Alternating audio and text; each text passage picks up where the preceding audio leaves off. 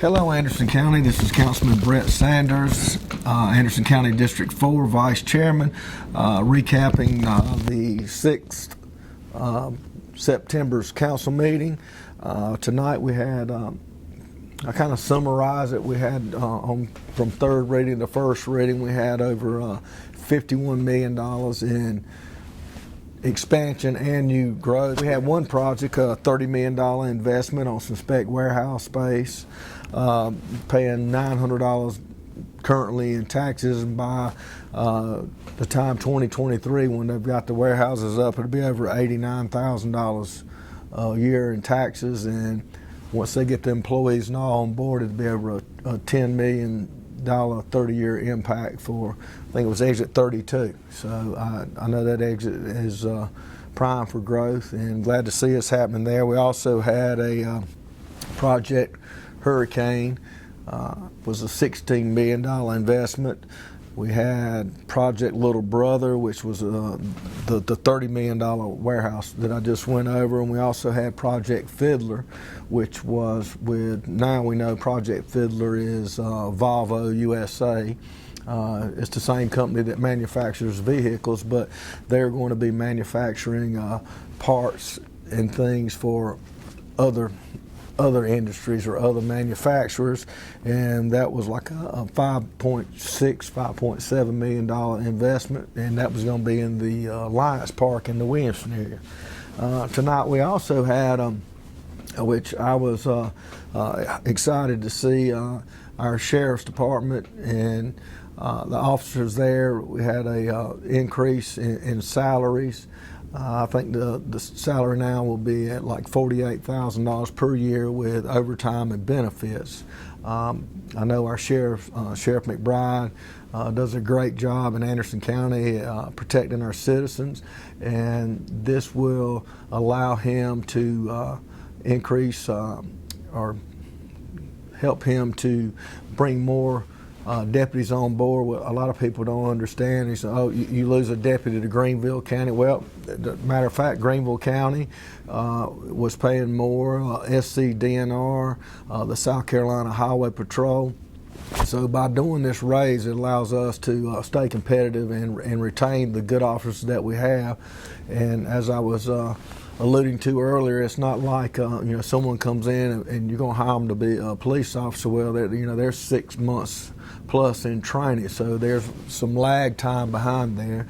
So I think that will help our Sheriff's Department maintain the quality of staff that they have now, and also help them in recruiting others to Anderson County. So I'm glad that that was a unanimous vote. I'm glad to see council supports our Sheriff's Department, and I think the sheriff got up and spoke and thanked council and says, he appreciates us having his deputies or his officers' backs, but by having the Sheriff's Department and his officers' back, we have the citizens' back. That's first and foremost. I want his officers to be safe. I know they do a great job, but it all trickles down to the quality of life and the safety that we are allowed to feel here as citizens of Anderson County. Also tonight we had a second reading on the detention facility, and that is a $55 million project that is actually set up, and a lot of people were kind of confused. It's set up in a corporate type setup in a corporation that actually the county will be leased buybacking from that corporation.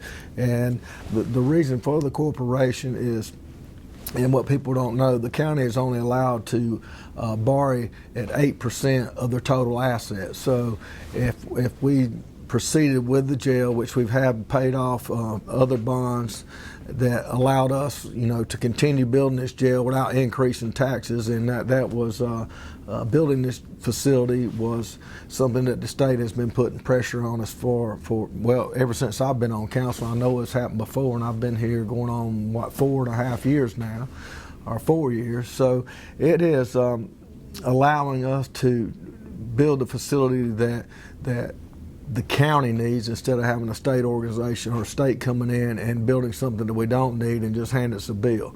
But the thing back on the corporation was the 8% of assets.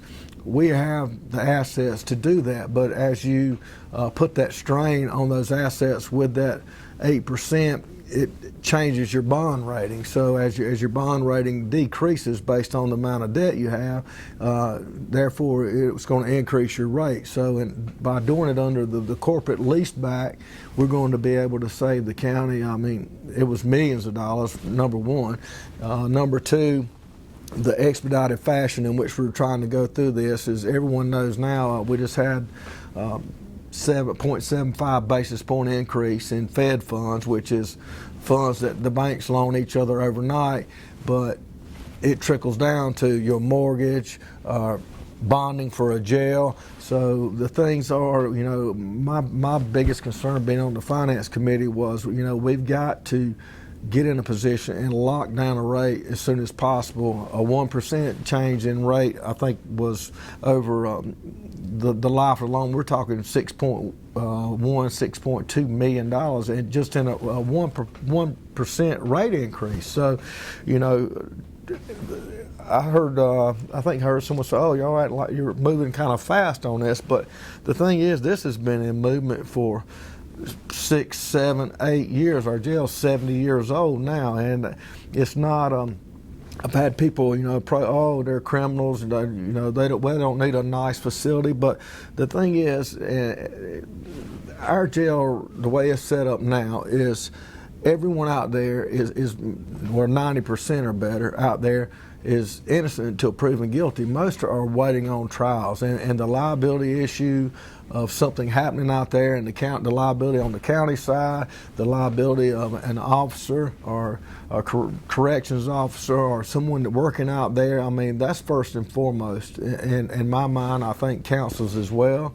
And it's in violation now. We've been in violation. Yeah, it was built in 1956, and then COVID slowed us down. Yep. But yeah, it has to be done. And it's not an option. It's not an option, And then we've looked at, and in the past, hey, let's see what we can do about upfitting or building on or renovating what we have now. And what the thing, renovation on something cosmetic is a simple thing, but on a structural related renovation, I mean, you've got, when they built that, water pipes, sewer pipe, everything is buried under concrete out there. So just the renovation side alone of that project was going to cost us more than to build a new facility.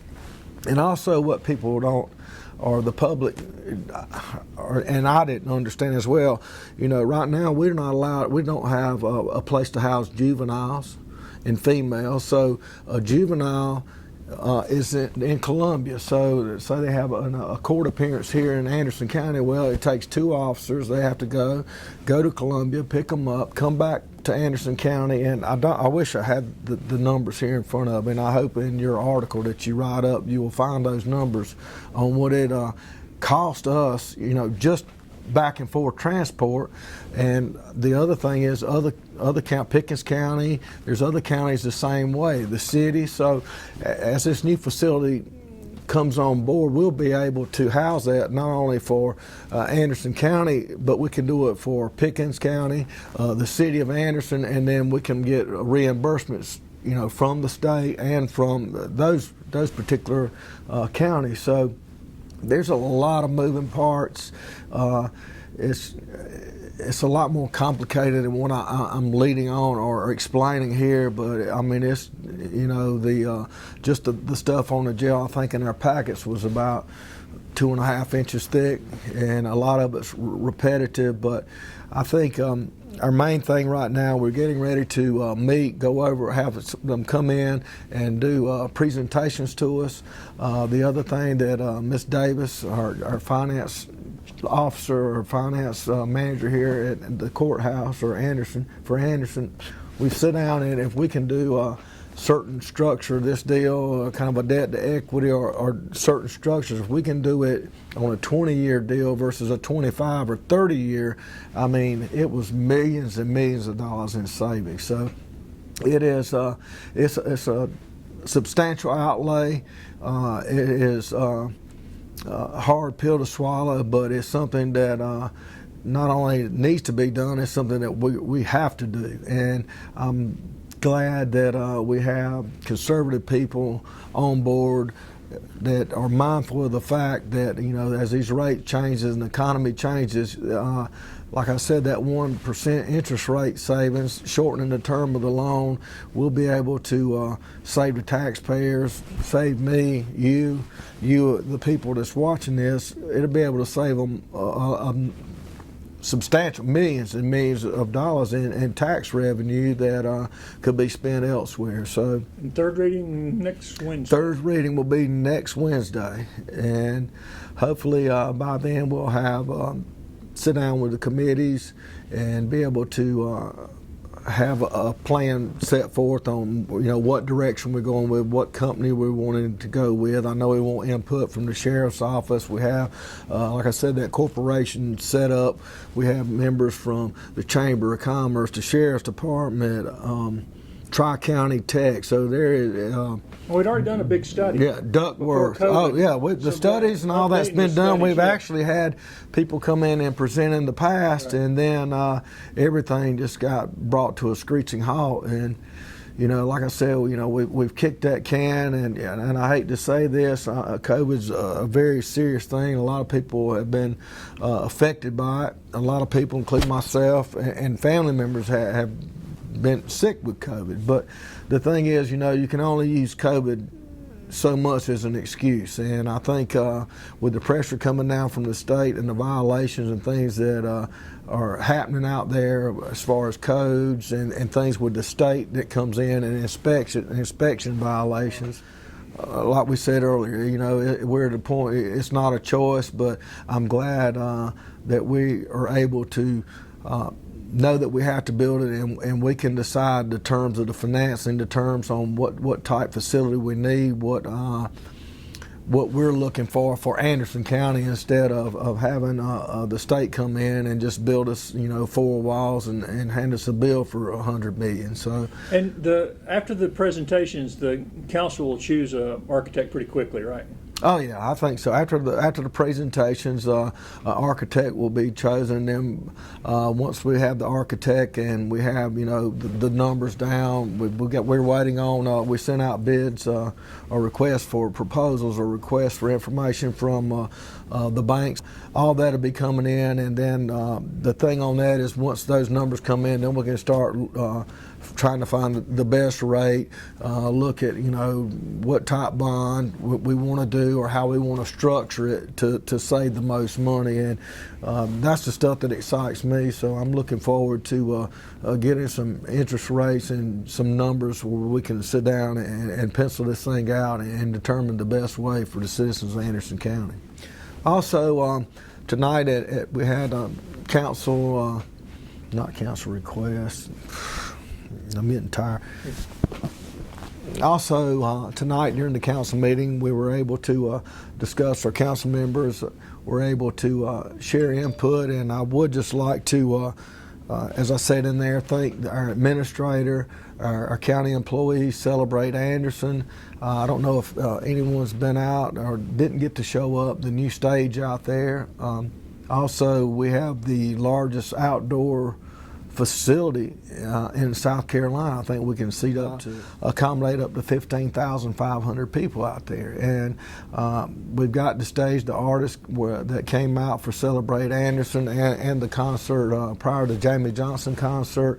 We're all excited about the stage and had good things to say about it. So I think the Civic Center is economic resource that I think we need to spend a little more time figuring out ways to utilize it. I think, you know, we have, like I said, we have the largest outdoor space around here. A lot of times it's hard for a government or a business to put a value on an intangible, but you know, those intangibles, the goodwill, the morale of the citizens here in Anderson County. I know we do the tangibles on, you know, heads in beds, or restaurants, but you know, just the quality of life out there. And I encourage anyone just to go out there and walk around that city. There's walking trails out there. We got frisbee golf out there, and the pickleball course, tennis course, softball, baseball. But I mean, you can just go out there about any time of the day and just take a walk around and see all the people. The new water park features out there. I mean, I'll cut through there a lot of times, and I don't think I've been by yet that I didn't see, you know, kids everywhere playing, having a good time. So, you know, that's things that people like, and it's a quality of life. And I'm excited to see the people out there when I go through taking advantage of it. And I encourage everyone else, you know, hey, if you're bored or feel like you need a little exercise one day and the weather's nice, you know, take a walk around and just check out, you know, what's actually going on in your area. And I think it'll put a smile on your face. And, you know, I appreciate the opportunity to recap council meetings with you and with our citizens of Anderson County. I appreciate everyone, and I'm happy to serve, and I'm happy to serve District 4. And anyone that, you know, has a problem or question, please don't hesitate to reach out and give me a call regardless of your district.